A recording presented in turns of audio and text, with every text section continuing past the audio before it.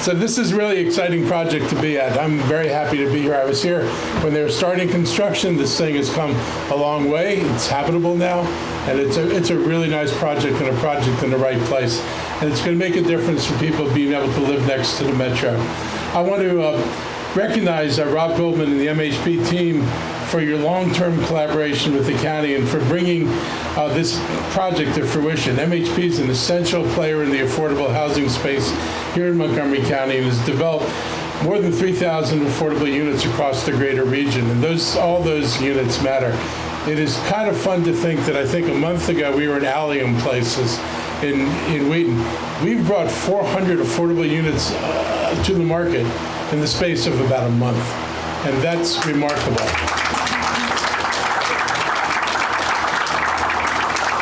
I want to thank my team and our Department of Housing and Community Affairs Director, Scott Bruton, and all the people who work for him. It's his vision and his understanding of financing and things that we were weakest in that have really strengthened us. Our ability to make deals and to play in this space has been greatly enhanced since he came on board. And I just wanted to just give him a shout out for the work he's done.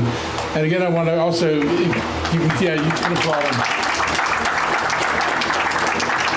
And thank the council for continuing to provide funding to the housing initiative to make sure we can do these things. We can't do this without spending money.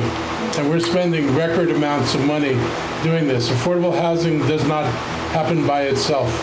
And the price of construction without subsidies from government would make it impossible to see any affordable housing come about in and of its own accord. So without support from the government, both at our level and at Secretary Day's level and from the state, these things don't happen. And so it's important to recognize this is where your budget dollars go. It's a big chunk of where your budget dollars go. The numbers don't paint the whole picture, though, because this also helps revitalize a neighborhood and adds quality of life to our housing here. These are going to be opportunities for people that are really going to be meaningful. This is a really great location. I'll say your project in Wheaton is going to be another astounding location. That one comes with an art center, which is something that Wheaton did not have before. So it brings not just amazing housing, but also brings, I think, entertainment and culture to the Wheaton project that's going to be really important. In the year 2000, I got this number from Rob. You said it years ago, and it's haunted me ever since. This county had about 42,000 naturally occurring affordable housing units. Those were units that were just affordable by the nature of their rents. There was no subsidy.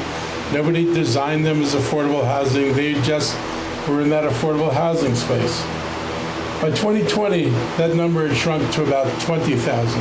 By 2030, we're projected to hit 10,000. We will have less than 10,000 because the escalation in rents, which is the primary culprit in losing affordability, is going to wipe out more than 10,000 of the units between 2020 and 2030. And that's an enormous loss to the community. Had we had some control on rents over the last 24 years, you might not have lost 40,000 units by 2030. So when people talk about rent stabilization, just remember what a difference it makes and can make, because nobody has stepped in to close that gap. Those units that are gone, there's no developer who stepped in and said, we're going to take care of this. Those units are gone. And but for the nonprofits and but for groups like MHP, we would not be able to do what we're doing today. It's not enough, and we're going to keep pushing on the envelope here. It's something that's a must-do for us. This is a neighborhood I actually grew up on. I lived across Forest Glen Road on Coleridge Drive, and where the metro station is now, my friends and I burned down the field there to build a ball field. And we actually did that, and twice we had to have the fire department come out because our fire got more exuberant than it should have gotten. And it's true, but they didn't get mad at us. We were kids trying to have a ball field where there was no ball field. And after the two fires, we were able to pull out all the burnt bushes and actually make a real ball field there. So that's a little thing I did in this community when I was much, much younger, but I still remember it fondly. MHP got federal tax credit support from Maryland's DHCD, thank you, and more than $30 million in financing from the county. Again, this is the kind of money that it takes to make these projects work. No money, no projects. It not only did this to preserve affordable housing, we're also providing 117 more units over than the original 72.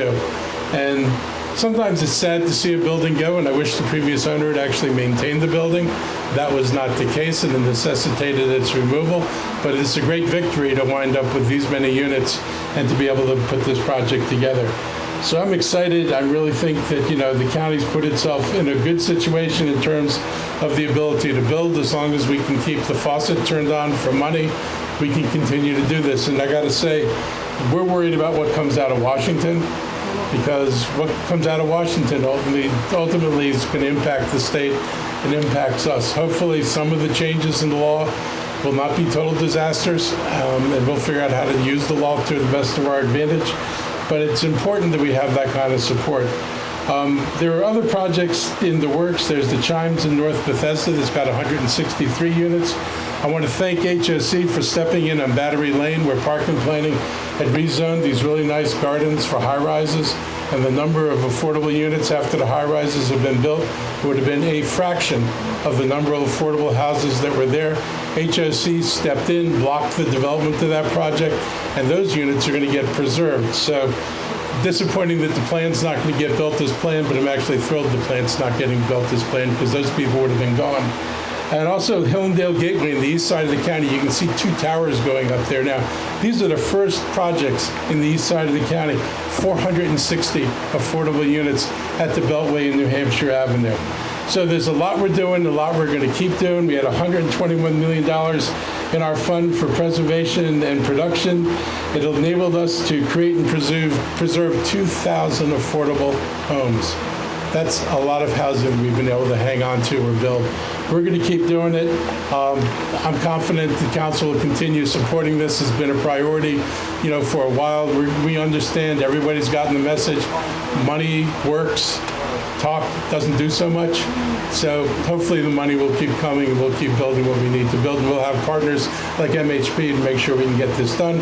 And we have a state who actually comes down here, visits, and actually does work with us. It's like such a pleasure to have someone in the state government that actually works with the county government. Thank you, Jake.